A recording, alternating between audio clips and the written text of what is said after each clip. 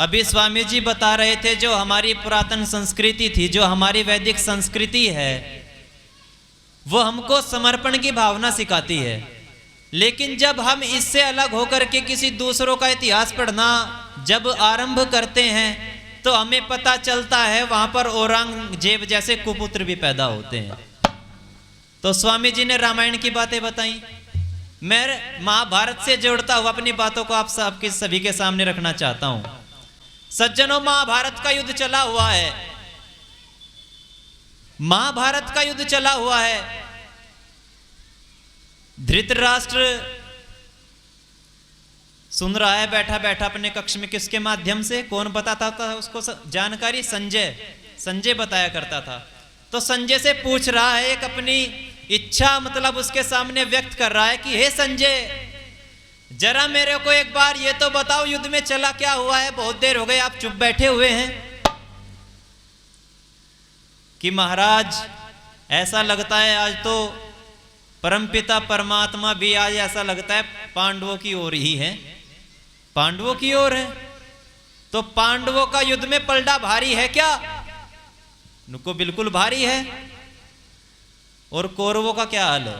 उनको कौरव तो जो हैं पराजित होने की कगार पर हैं। कुछ ही योद्धा उनके पास में बचे हुए हैं। जो वीर योद्धा थे वो सब समाप्त हो गए, क्योंकि उन्होंने अधर्म का साथ दिया था और धर्म की हमेशा विजय होती है। लेकिन जब संजय पांडवों की बड़ाई करने लगा तो धृतराष्ट्र वो सहन नहीं हो पाई और कुछ कुछ अनर्गल प्रलाप उसके सामने करने लगा। और चलती चाल में एक जली कटी बात जो है संजय ने और कह दी। क्या कह दिया?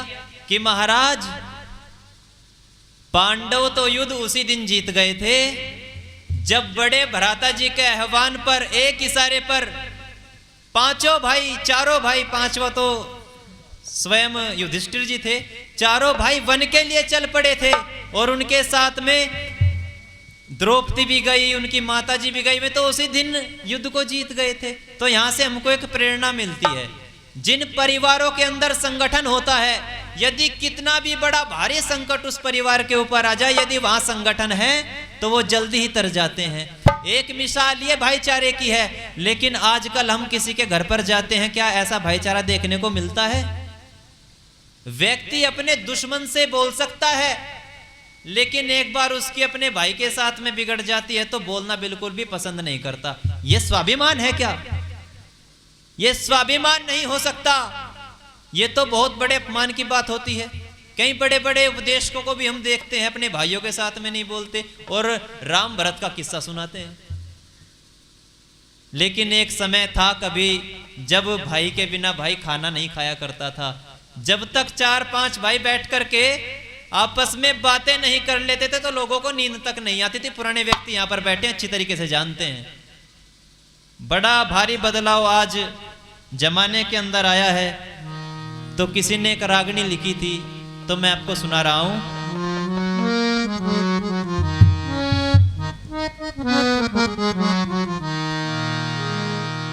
दिखे आज जमाना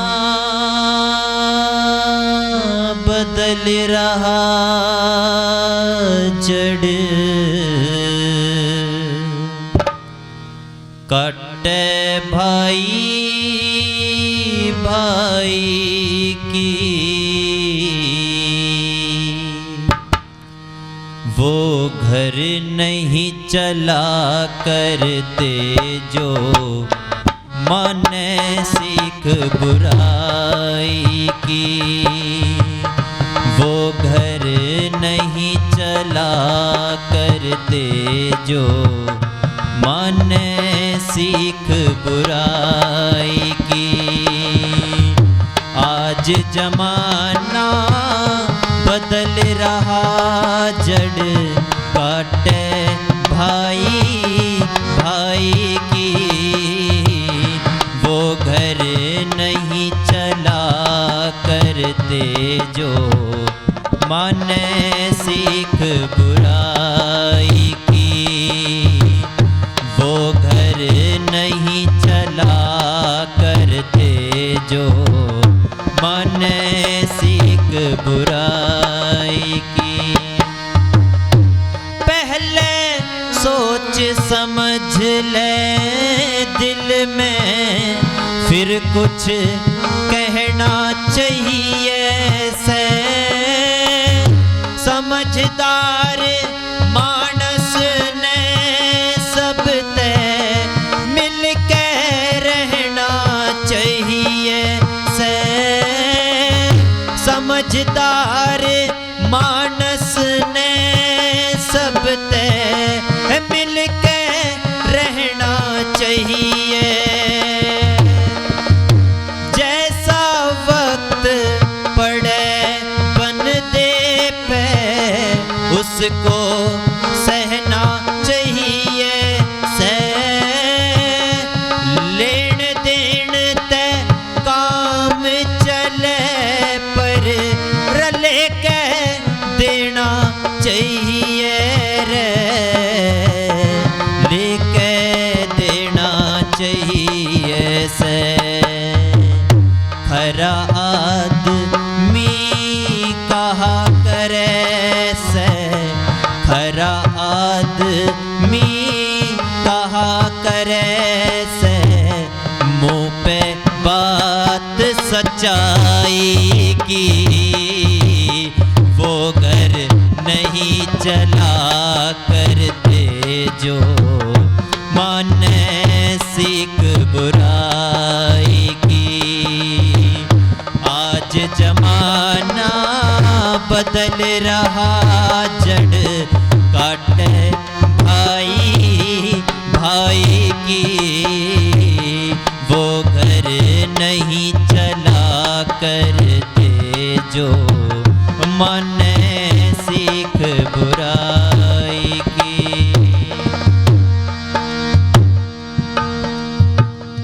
आए का आदर करना जो घर पर आया करता, उसका ईश्वर भला करे जो सबने चाहा करता रे रे रे। उसका ईश्वर भला करे जो सबने चाहा करता। उसको मिले बड़ाई ऊंची पदवी पाया करता। समझदार से गलती हो जा फिर शर्माया करता रे लोगो, फिर शर्माया करता। सदा भला ही साथ रहे से, सदा भला ही साथ रहे जो करता बात भलाई की। वो घर नहीं चला करते जो माने सीख बुराई की। वो घर नहीं चला करते जो माने सीख बुराई की।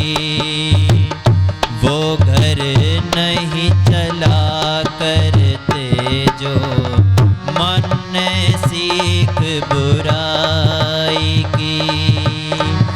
माने सीख बुराई की। माने सीख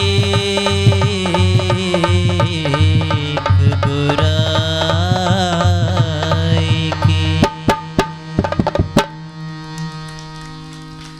तो जहाँ पर गलत बातें सीखने को हमको मिलती है, ऐसी जगह पर हमको नहीं जाना चाहिए, ना वे व्यक्ति किसी काम के होते हैं। अच्छा एक बात बताओ, जहाँ से हमको गलत बातें सीखने को मिलती है वो व्यक्ति 1 नंबर का होगा कि 2 नंबर का होगा? एक बार जोर से बोलो, पता नहीं लगा अब तक मुझको, थोड़ा कम सुनाई देता है। 2 नंबर का होता है। अच्छा, जब वो व्यक्ति 2 नंबर का होता है, क्या उससे ये उम्मीद लगा सकते हो जब आपके पास कोई माड़ा टाइम आएगा, बुरा वक्त आपके पास आएगा, वो आपका साथ देगा? 2 नंबर का व्यक्ति हमेशा 2 नंबर ही रहता है, चाहे वह हमारे पास अच्छा समय है इसलिए हो, चाहे बुरा समय हो तब भी वो हमारे लिए 2 नंबर का रहेगा। तो हमें बुरे लोगों की संगत से दूर रहना है और राम भरत जैसा मिलाप और उन भाइयों के अंदर विचारधारा थी उसको अपने परिवारों के अंदर साक्षात रूप देना है। तब तो इन चीज़ों को सुनने का फायदा है, नहीं तो कोई फायदा नहीं है। 100 से अधिक देशों में देखा जाने वाला सर्वाधिक लोकप्रिय और सबसे अधिक फॉलोअर्स के साथ पूरी दुनिया में आर्य समाज के विचारों का प्रचार करने वाला एकमात्र चैनल वैदिक प्रचार।